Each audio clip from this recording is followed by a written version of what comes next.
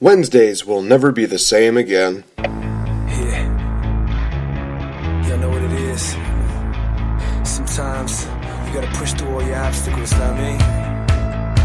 No matter what the options are, there is no lose, there is no fail. Let's go. Seem like life go light speed.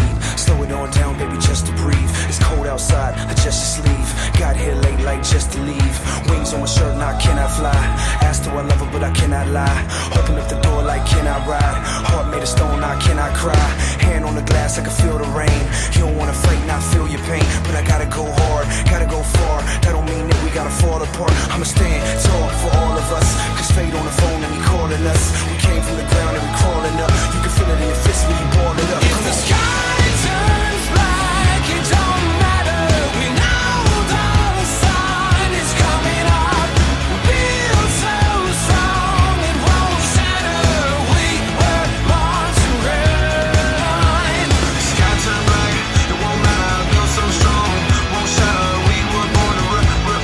We were born to run. My time, my shine. This is indeed Born to Run by Seven Lions. Hello, everybody. Welcome to an edition of Wrestle Wednesdays. Of course, I am your host, Nate the Epic, right here, of course, for Squared Circle Podcast. And honestly, you guys, not going to really cover too much as the way of NXT. So tonight is all about one thing, and that is a Lucha Underground recap. Basically, I'm going to be recapping Lucha Underground Season 3 all the way up until the mid-season finale, which happened last week. I'm going to be taking on different aspects as far as championship matches, stipulations, storylines, all these different things, and hopefully it will all escalate into the premiere of Lucha Underground Season 3, which will return in summer of this year. So let's just get right into it, you guys. This week, going to be talking about the championships. Basically, what happens to the championship titles, what has been going on with them, major matches that have happened with titles implications, blah, blah, blah. Let's just get right into it. First, talking about the Trios Championships, the six-man tag team title, in which three members hold the championships and then they defend it. Here's the thing. There were basically no major title changes that happened this season so far for the Trios Championships. They've been still on the current title holders of Aerostar, Drago, and Phoenix. Very interesting storyline going into that, but I'll talk about that a little bit later on when we get further into the Season 3 deal. But here's a bit of a complaint that I've had with the Trios Championships. It's a great concept, and it definitely shows a lot of the talent as far as Lucha Libre goes. The issue here is that the Trios Championship also takes up so much people just to do. I mean, you have to have at least maybe 5-6 teams at least to make the tag team division work, and right now it doesn't seem like they're able to hold on to so many different people. It seems like, hey, if you can grab one person, actually two people I should say, then you can basically challenge for the Trios Championships. It's just one of those things where it does take up a lot of room, and it doesn't seem like the roster for Lucha Underground is really that big to hold a Trios Championship division. So, I don't know. It's one of those things where maybe they need to change up the title. Maybe they just need to find a way to make it work. I don't know. It just doesn't seem like the Trios Championship is working out too well. Unless they can get more star power, which I will admit that they've done a great job bringing in the Reptile Tribe as well as the Rabbit Tribe. But they can only survive for so long. And with any good stable, there's always going to be that one person that's going to outshine everybody.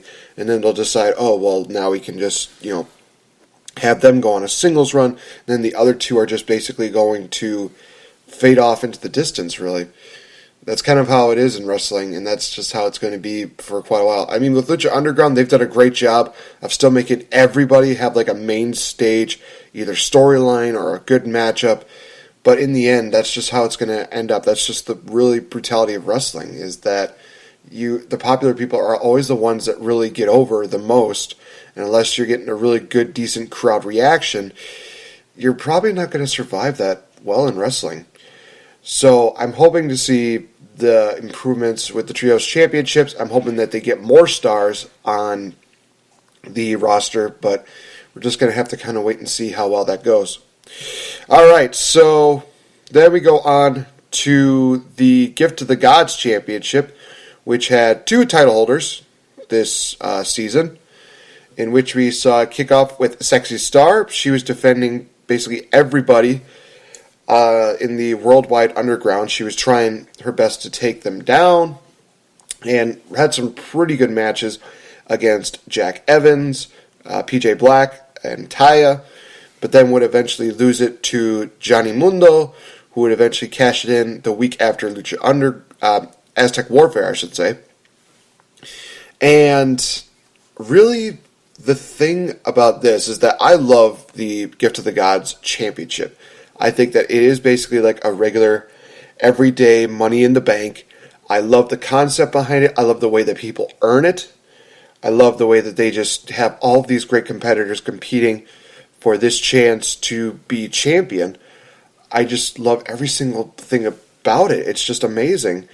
It has so much prestige because it can not only be won after having all the amulets, it can also be won when it's a created championship. So, like with last season 2, we saw Chavo Guerrero win the Gift of the Gods Championship, but then a week after was challenged by Cage, who would win the title from Chavo. So it does make things a little more prestigious because now you want to get the Gift of the Gods Championship, because not only would you still be a champion, but you still have that guaranteed opportunity at the Lucha Underground title. Now, unfortunately, Sexy Star never really got that opportunity to cash it in because Worldwide Underground really got underneath her skin, and that eventually wound up to her getting cost the title against Johnny Mundo. So it was kind of an interesting storyline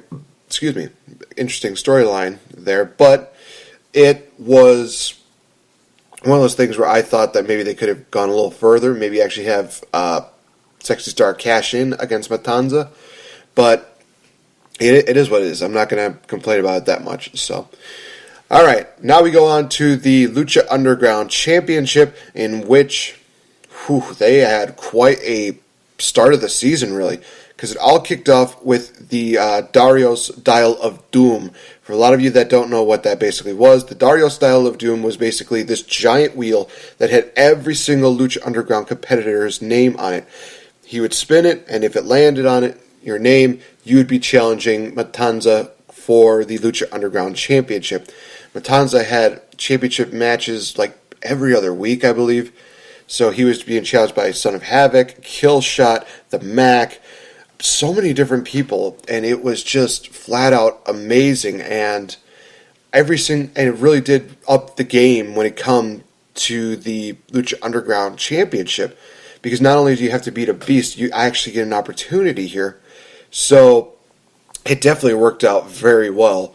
And I think that it definitely made Matanza look like a complete badass, and that was just really awesome to see. So we go into Aztec Warfare 3. For those of you that don't know what it is, it's basically like a Royal Rumble. Only the thing that's different about it is that you can only be eliminated by pinfall or submission. So falls count anywhere, anything goes. It was just beyond insanity, and you could create so many great rivalries out of Aztec Warfare, and they did in Rey Mysterio and Matanza. They continued the Sexy Star Johnny Mundo deal. They even got a little more of the Prince Puma Mil Muertes rivalry continuing on, which was amazing, and is still amazing. I'm looking forward to seeing what they do. So the end of Aztec Warfare saw Sexy Star win the Lucha Underground Championship and pin Mil Muertes in the end. And it was indeed an emotional and also a very gratifying and just amazing moment, seeing a woman win a male's championship on national TV. That was a long time since I've seen something like that. Probably the last time I saw that was, oh boy, I mean, actually, it's probably the first time I ever saw that, because I've never gotten the chance to see China win the IC title basically it's basically one of those things where it's like it's a very special moment. So I'm really looking forward to seeing what they do with Sexy Star in a while, but unfortunately she will not be the Lucha Underground champion because the day that Aztec Warfare 3 happened, Johnny Mundo was cashing in his Gift of the Gods championship. He said that regardless, he is going to be walking away as Lucha Underground champion in the end, and that is basically what ended up happening when he cashed in the following week and challenged Sexy Star for the title. And because of shenanigans, Sexy Star lost it to Johnny Mundo. But Johnny Mundo then retained it against her in a very classic steel cage matchup with a very controversial finish in which we saw Johnny Mundo rip off the mask of Sexy Star, and that was what cost her the matchup. We see that he's going to be involved with the Mac in a all-night long match going into the second part of Season 3. That is going to be a very, very interesting ordeal. I think the Mac is definitely one of those guys who's going to really create a lot of great memories, and he's going to create something very, very good with the Mac. So I'm looking forward to seeing. Well, actually, the Mac is going to do that with Johnny Mundo, I should say. So this is going to be a very interesting type of ordeal. So we'll see how well that goes. So that is basically the championships in a nutshell. The only things that really changed were the Gift of the Gods championships as well as the Lucha Underground championship. So I got still quite a bit of time that I could actually kill. So I think we'll go into some of the match stipulations that actually happened during this season. Of course, everybody, I mentioned the Dario Style of Doom. That was an awesome deal. Aztec Warfare was another great matchup. They had a best of 5 series with Tejano and Cage, which ended with Cage picking up the victory and the ultimate opportunity, in which he won a gauntlet, which makes him so much more powerful, or makes him very power hungry. I'm very interested in seeing where this goes. It's very interesting to see, that it seems like it's some sort of supernatural deal, but it's going to be very interesting to see how well things go with Cage. I think he's going to be in for a major push very, very soon, because I think this is just the first step of it. Now we're going to see how well these things go. They had the Battle of the Bulls tournament, which was basically 4 Fatal 4-Way matches, in which the winner of each of them would go on to a final Fatal 4-Way elimination matchup, and the winner would get a shot at the Lucha Underground Championship. That was a very, very good stipulation, in my opinion. Everything that happened here, you had a lot of great stars that actually really looked incredible during this tournament. You had Mil Muertes, you had Joey Ryan, you had the Mac, you had Angelico, you had PJ Black, you had Jack Evans, you had a Jeremiah Crane. So many people that definitely wouldn't have gotten this opportunity were given that chance to be put into a possible title situation. So seeing these 4 Fatal 4 matches definitely made things a lot interesting. And we saw a huge win that ended with the Mac getting the victory and a shot at the Lucha Underground Championship. So that is going to be very cool to see. We also get the steel cage match, like I mentioned. It's a great classic matchup between Sexy Star and Johnny Mundo. So very cool to actually see that. The final episode of Lucha Underground featured a death match between Matanza and El Dragon Azteca Jr. And boy, was this just a brutal matchup from the get-go. Everything from this basically did scream, these guys are going to die. These guys are going to kill each other. These guys are just going to really create something memorable, and they did.